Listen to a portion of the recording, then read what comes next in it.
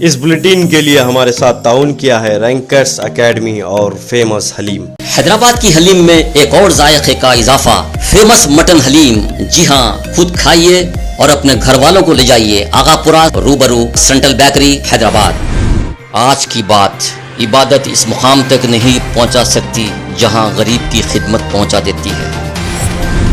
آج ہندوستان میں جملہ کووڈ-19 کیسز 3,32,730 اور تلنگانہ میں 6,206 ریکارڈ کیے گئے۔ حیدرآباد میں کرونا کا قہر، ٹیسٹنگ کٹس اور آکسیجن کی قلت، ویکسین کی شروع ہوئی سے قلت، سرکاری دواخانوں پہ مریضوں کی قطاریں، ہیلتھ سینٹر پر عملے کی قلت اور ادویات کی کمی کی وجہ سے عوام پریشان۔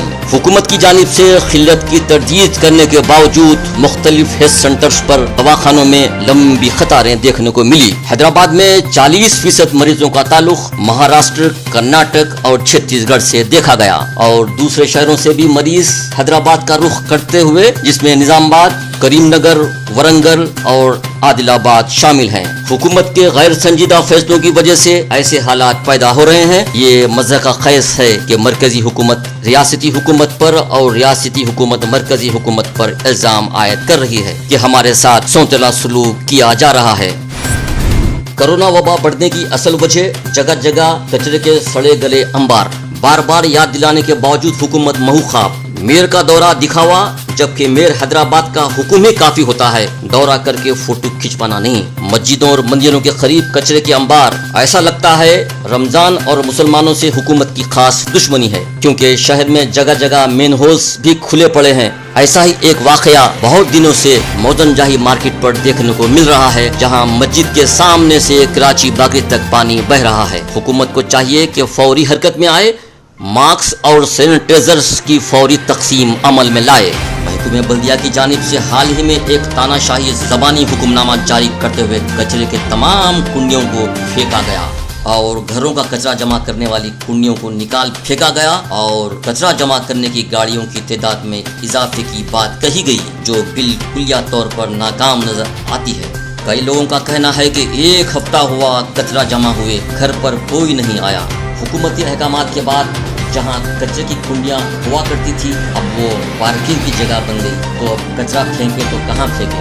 یہ ایک نئی مصیبت ان کے سروں پر منڈانے لگی ہے کہ ایک طرف کرونا کا خوف تو دوسری طرف کچرے سے بیماریاں۔ اب اگر حکومت نے فوری طور پر کوئی قدم نہ اٹھایا تو لازمی بات ہے کہ عوام موجودہ حکمرانوں سے بیزار ہو جائیں گی اور اپنی جان چھڑانا چاہیں گی۔ ہو سکتا ہے کہ اس کے چل کر حکمران کے لیے کسی متبادل کو تلاش کرنا پڑے۔